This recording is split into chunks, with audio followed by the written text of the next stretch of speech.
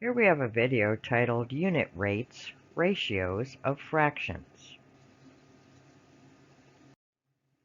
Let's review a few basic concepts involving fractions.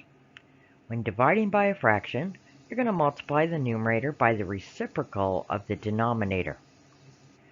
To convert a mixed fraction into an improper fraction, multiply the denominator of the fraction by the whole number, then add the numerator and put the sum over the original denominator. An example is shown here. 2 1/3, multiply the 3 times the 2, you get 6, add the 1, you get 7. 7/3 is the improper fraction for 2 1/3.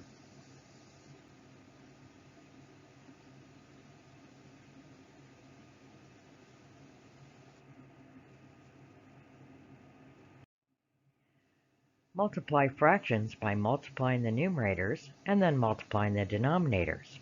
An example is shown here. 2/5 times 3/7 is 2 times 3, which is 6, over 5 times 7, which is 35. To reduce the product of two fractions, look for common factors before multiplying. In this example, you see that 4 is a common factor between the two fractions, and you can factor that 4 out before you even multiply. That helps reduce the final product in the end.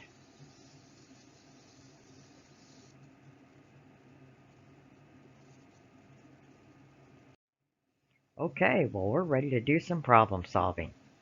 Take a look at this table. You could either buy the 8-pack or the 6-pack of soap bars.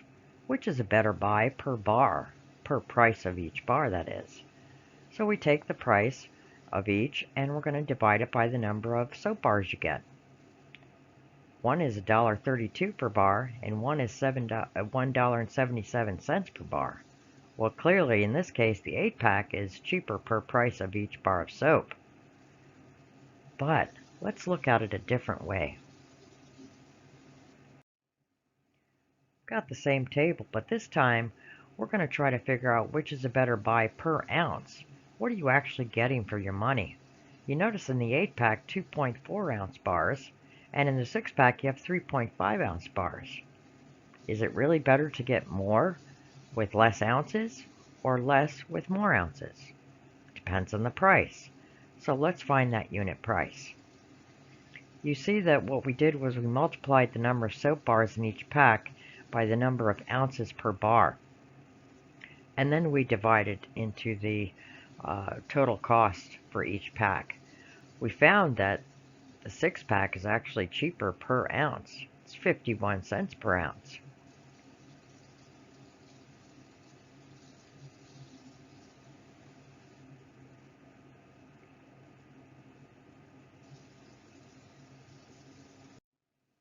Let's try this one.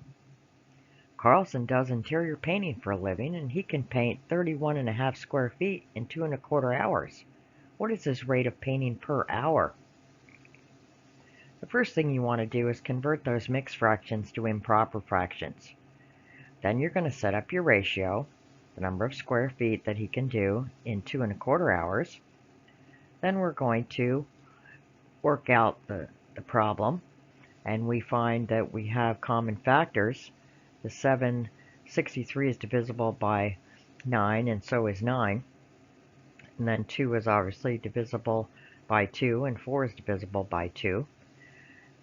We come up with a product of 14 square feet per hour. That's how much Carlson could paint in 1 hour.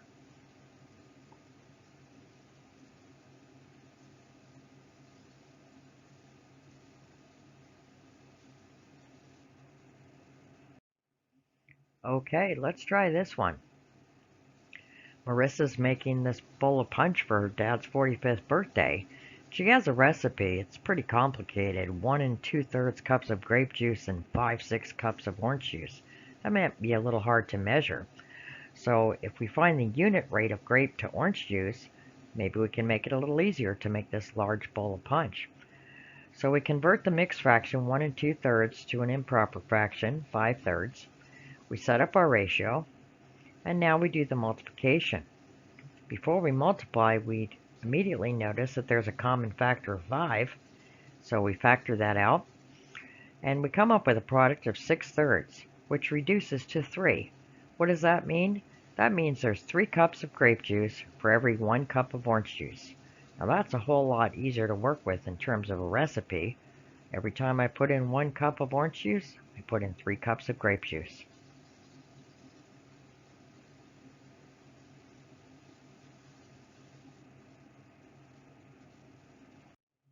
Okay, well that ends this very brief video on problem solving and ratios with fractions. Enjoy the activity.